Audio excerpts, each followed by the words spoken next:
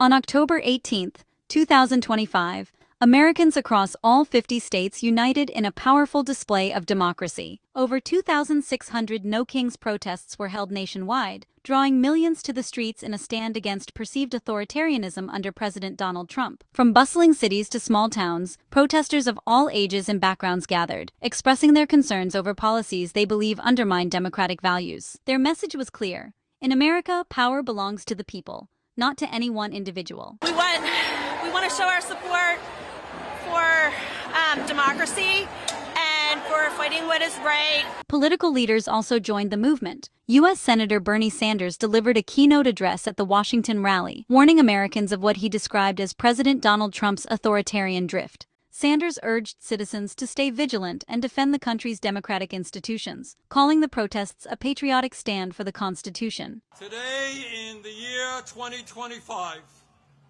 in this dangerous moment in American history, our message is exactly the same. No, President Trump, we don't want you or any other king to rule us.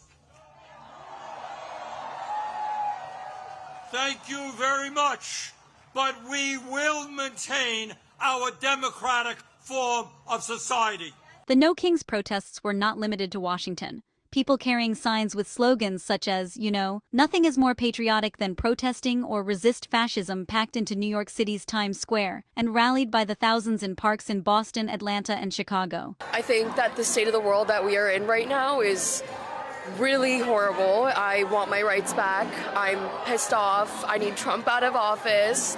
And yeah, no kings. Trump's Republican Party dismissed the demonstrations as so-called Hate America rallies, but on the ground the atmosphere was far from hostile. In many cities it felt more like a celebration of democracy. Marching bands filled the streets. A massive banner featuring the U.S. Constitution's preamble, "We the People," invited citizens to sign their names. And in Portland, protesters added a playful twist, donning inflatable costumes, especially giant frogs, which have become a quirky symbol of resistance there. It was the third mass mobilization since Donald Trump's return to the White House, unfolding against the backdrop of a government shutdown that's closed federal programs and services nationwide. But beyond the closures, protesters say the real crisis is deeper, a test of America's balance of power, as an increasingly aggressive executive clashes with Congress and the courts, and in ways they warn are pushing the country toward authoritarianism. In response, President Trump took to his Truth Social platform, calling the protests anti-American and accusing Democratic leaders of orchestrating the unrest. He then posted a series of AI-generated videos, showing himself wearing a golden crown and cape flying a fighter jet over demonstrators, and even dropping cartoonish waste on protesters.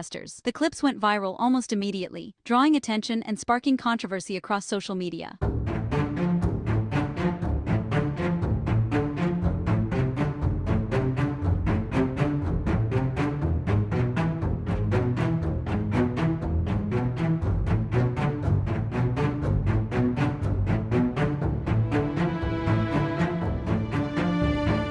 The videos, meant as satire according to his campaign, have drawn sharp criticism. Opponents say they reflect exactly what the No Kings movement warns against, a president embracing the symbolism of unchecked power. Trump, however, remains defiant, calling the rallies a distraction from what he describes as his mission to make America strong again.